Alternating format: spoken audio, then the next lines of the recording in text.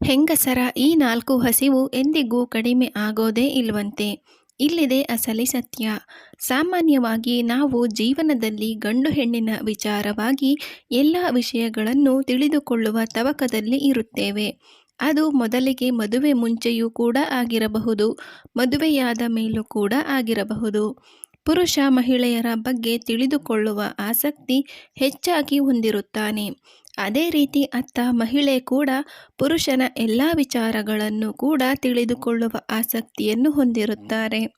ಚಾಣಕ್ಯನ ನೀತಿಯಲ್ಲಿ ಸಾಕಷ್ಟು ನೀತಿಗಳನ್ನು ಈಗಾಗಲೇ ನೀವು ಕೇಳಿದ್ದೀರಿ. ಆದರೆ ಇದೇ ಮೊಟ್ಟ ಮೊದಲ ಬಾರಿಗೆ ಮಹಿಳೆಯ ಕೆಲವು ಹಸಿವುಗಳ ಬಗ್ಗೆ ತಿಳಿಯಿರಿ. ಮಹಿಳೆಯ ವಿಚಾರವಾಗಿ ಈ 4 ಹಸಿವುಗಳನ್ನು ನೀವು ತಿಳಿದುಕೊಳ್ಳಲೇಬೇಕು. ಮಹಿಳೆಗೆ ಈ 4 ಹಸಿವುಗಳನ್ನು ಎಂದಿಗೂ ಕೂಡ ತಡೆದುಕೊಳ್ಳಲು ಆಗುವುದಿಲ್ಲವಂತೆ. ಜೊತೆಗೆ ಈ ಹಸಿವು ಆಕೆಗೆ ಎಂದೂ ಕೂಡ ಕಡಿಮೆ ಆಗುವುದಿಲ್ಲ ಎಂದು ಹೇಳಿದ್ದಾರೆ. ಅವುಗಳು ಯಾವುವು ಗೊತ್ತಾ? ಮೊದಲನೆಯದಾಗಿ ಆಕೆಗೆ ಮಾತನಾಡುವ ಹಸಿವು. ಹೌದು, ಅವರು ಕುಳಿತಿರುವ ಸ್ಥಳವಾಗಲಿ, ಅವರ ಮುಂದೆ ಯಾರಿದ್ದಾರೆ ಎನ್ನುವ ಅರಿವಾಗಲಿ ಅವರಿಗಿರುವುದಿಲ್ಲ. ಹೆಣ್ಣು ಇನ್ನೊಂದು ಹೆಣ್ಣಿನ ಜೊತೆ ಹೆಚ್ಚಾಗಿ ಮಾತನಾಡುತ್ತಾಳೆ. ಬೇರೆಯವರ ಕುಟುಂಬದ ಬಗ್ಗೆ ಮಾತನಾಡುತ್ತಾ, ಹೆಚ್ಚು ರಹಸ್ಯ ಬಿಚ್ಚಿಡುತ್ತಾ, ಏಕುಭಾವ ಇಲ್ಲದೆ ಮಾತನಾಡುತ್ತಾ ಸಮಯ ಕಳೆಯುತ್ತಾರೆ. ಅದರ ಮಾತಿನ ಆಳ ಅರಿಯದೆ, ಅದರ ಒಳಾರ್ಥ ತಿಳಿಯದೇನೆ ಹೆಚ್ಚು ಮಾತನಾಡುವ ಹಸಿವನ್ನು ಈ ಕೆಲ ಮಹಿಳೆಯರು ಹೊಂದಿರುತ್ತಾರೆ. ಎರಡನೆಯ ಹಸಿವು ಪ್ರೀತಿಯ ಹಸಿವು.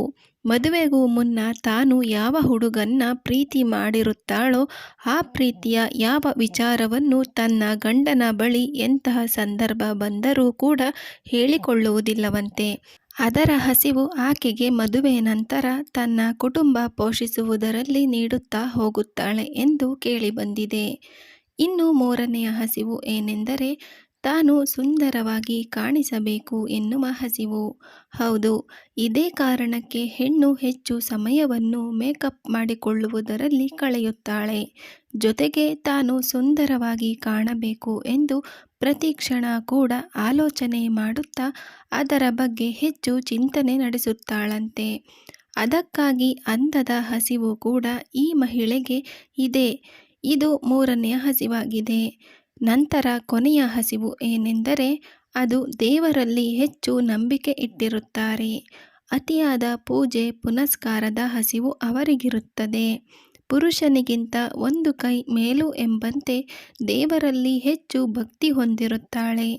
ಇದೇ ಕಾರಣಕ್ಕಾಗಿ ಕೆಲ ಡೋಂಗಿ ಬಾಬಾಗಳ ಮಾತಿಗೆ ಮರುಳಾಗಿ ಅವರನ್ನು ನಂಬಿ ಮೋಸ ಹೋಗುವುದು ಕೂಡ ಅವರಿಗೆ ಮಾಮೂಲಿಯಾಗಿದೆ. ಈ ಮಾಹಿತಿ ಬಗ್ಗೆ ನಿಮ್ಮ ಅಭಿಪ್ರಾಯವನ್ನು ತಿಳಿಸಿ. ಹಾಗೂ ಇಷ್ಟವಾಗಿದ್ದರೆ ಒಂದು ಲೈಕ್ ಮಾಡಿ. ತಪ್ಪದೆ ಈ ಚಾನಲನ್ನು ಸಬ್ಸ್ಕ್ರೈಬ್ ಆಗಿ. ಧನ್ಯವಾದಗಳು.